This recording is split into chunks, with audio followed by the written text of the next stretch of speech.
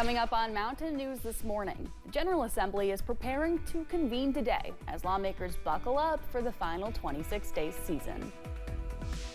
Plus, a new research program is about to begin as officials want to learn more about heart and lung health in eastern Kentucky.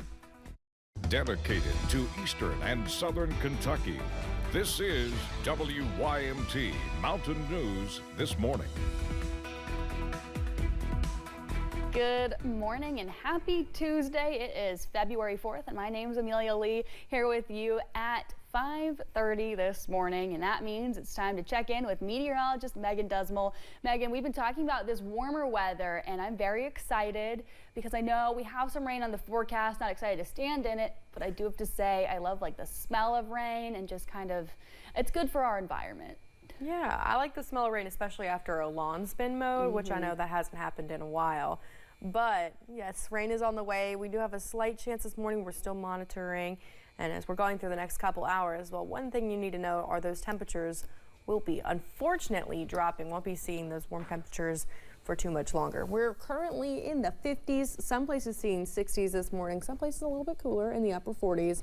That'd be Manchester, 48 degrees. But let's zoom out a little bit as we look across the U.S. and take a look at Chicago, 29 degrees. That is what is coming for us. We're going to see those much cooler temperatures. Now, we're not going to get as cool as Chicago is the next couple of days, but that is the air mass that is on its way for us. Here is that satellite and radar. As you can see, not looking too bad, seeing the clouds moving into our area, but we do have a drizzle or two that could be popping up as we're heading towards Harlan County and Letcher County this morning, as well as Wise, Virginia.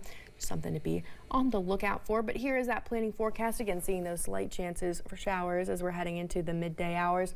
And then we're going to see those temperatures drop as we're heading into the midday hours as well, looking at 52 degrees by 11 a.m. and then having a secondary warming for our afternoon highs around the mid-50s. Amelia. All right. Thank you, Megan. One person is dead and 2 others injured after an apartment fire in Logan County, West Virginia. The Logan fire chief says the fire at the apartment building was going at full force and the flames lit up the sky yesterday morning. The chief says the flames were so intense they couldn't go inside and used a defensive strategy, battling the fire from the outside. He says a couple of propane heaters exploded, making their job more difficult. I was telling the gentleman earlier, there's nothing safe about what we do. There's nothing easy about what we do. So we overcome the challenges and do the best we can. Both of the injured people are still in the hospital. One person is dead and another facing charges following a hit and run in Perry County. Deputies with the sheriff's office responded to the incident on Sunday on Highway 15 near the Perry-Breathitt line. 53-year-old Herschel Mullins was hit and died shortly afterwards. Deputies later tracked down 48-year-old Ulf Timothy Noyes of Busy. He faces several charges, including manslaughter. A body pulled from the Ohio River yesterday morning was identified as a missing Johnson County man. David Blevins Jr. was last seen near the Tug Fork River while running from deputies back in December. First responders spent days looking for him. More than a month later, his body was pulled from the Ohio River around 9:30 yesterday morning. The Mason County coroner confirmed Blevins' identity. 2 Wolf County men were sentenced in separate cases related to sex crimes. 40-year-old Robert Dunn received 30 years in prison. Dunn pleaded guilty to 2 counts each of incest, second-degree rape, and first-degree sodomy. 37-year-old Billy Thorpe received 20 years in prison. He pleaded guilty to 1 count of first-degree sodomy and incest. Both Dunn and Thorpe will be on the Kentucky Sex Offender Registry for their lifetimes. The Laurel County Sheriff needs help identifying a person of interest in a lawnmower theft. Deputies say 2 mowers were stolen overnight on Monday from a business in southern Laurel County. From the surveillance photo, you can see that the person is a white man with short hair wearing a purple t-shirt and jeans. If you recognize the man in the picture you see on your screen or have any information about the theft, you can call the Laurel County Sheriff's Department at 606-864-6600. The second part of the General Assembly session is about to begin today. Lawmakers will gavel in for the final 26 days of this year's 30-day session. Income tax issues are among the bills to be considered. WYMT's Phil Pendleton has more. The first bill expected to clear both chambers is also the #1 priority in the House this year, the half-point cut in the state income tax. It is now in the Senate. I believe it'll pass. As I've said repeatedly, I intend to vote for it. The people want that income tax cut. It's going to benefit all Kentuckians, some more than others.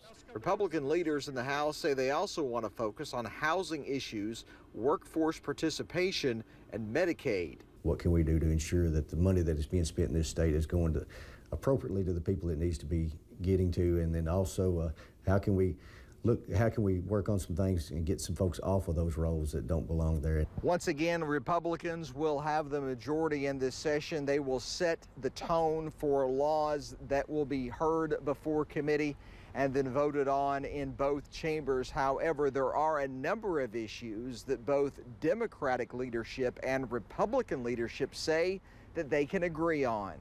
One of them is artificial intelligence, making sure information is not falsified to protect people, and energy consumption. Because when you talk about artificial intelligence, which is growing, it consumes a large amount of energy. President Trump's executive orders could have an impact on Kentucky laws, and the president even hinted last week he might want the states to take over the federal emergency management issues. I think that as we've seen with some of our natural disasters, that there is a lot of room for improvement in FEMA. I'm not sure we could do it all on our own, but I think that there are some things that the states are restricted on when it comes to that program as well as other. Session gavels in at 2 o'clock Tuesday. In Frankfort, Phil Pendleton, WYMT Mountain News. The session is set to end March 28th. And as legislators get ready for work, some prepare for their different committees. Senator Brandon Smith of Hazard was reappointed to serve on the Energy and Environment Committee of the Council of State Governments Southern Office. In this committee, Smith will work with 15 members throughout the southern states. He says he hopes for a bright future for coal in eastern Kentucky with a new administration in the White House. He wants to move these roadblocks for us, whether it's the Army Corps of Engineers, permitting, EPA, the Division of Rural Water. He wants to help us get these processes much quicker so that a company can know when they can be able to mine coal. Smith will represent Kentucky, voting on key policy positions and more, and will serve for a 2-year term, which will end in December of next year. In Rowan County, the county clerk is reminding people to check their vehicle registration or vehicle decals for expiration dates. Vehicle registration reminder cards did not go out for the month of January until yesterday. You do not need the card to renew. You can renew online at rowan.countyclerk.us or in person. If you have questions, you can call the county clerk. New clinical research made its way to the mountains, recruiting folks from Perry and Breathitt counties to participate in a study about heart and lung health. Studies show that residents in rural areas live shorter and less healthy lives than those in other areas of the states. This study is aiming to learn which factors increase the risks and why some communities may be more prone than others. They're calling on community members to be part of this study. But learning more over time, bit by bit, we could maybe have benefit for our kids and our kids' kids. You can go to theruralstudy.org to learn more. They will also be mailing out interest forms to homes in Perry and Breathitt counties. You must be between the ages of 25 and 64 to participate. Officials with Shaping Our Appalachian Region are preparing to host a healthcare career fair later this month. The 2025 Healthcare Career Pathway Fair will be from 9 until 2 on February 26th at the Appalachian Wireless Arena in Pikeville. In a release, organizers say the fair provides an opportunity for students to engage with healthcare facilities and training providers, ranging from workforce programs to colleges and universities.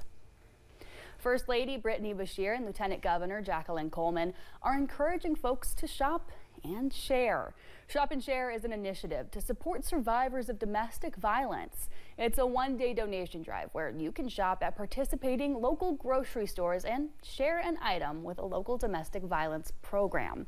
It's happening from 9 until 5 on Saturday. Since 2008, the event has raised more than $5 million. Rail Explorers is joining the Kentucky Bourbon Trail as an official partner. The popular rail bike attraction offers a unique tour through the Commonwealth and now joins a lineup of hotels, restaurants, bars, and other businesses, enhancing visitors' experiences on the Bourbon Trail.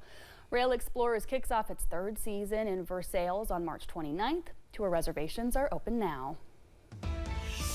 When we return, it's World Cancer Day, meant to raise awareness about early detection and advances in treatment as survivors come together to support one another. And rain is in the forecast. I'll tell you when you need to put on the raincoat up next. HIV can impact anyone. However, gay and bisexual men, transgender women, black women, and people who inject drugs are at a much higher risk. You can help protect yourself and others against HIV with regular testing and preventative medications like PrEP, a once-a-day pill. Testing and treatment is easier than ever and covered by most insurance. Take control of your health with PrEP and regular HIV testing. Together, we can stop the spread of HIV in Kentucky. Schedule an appointment today.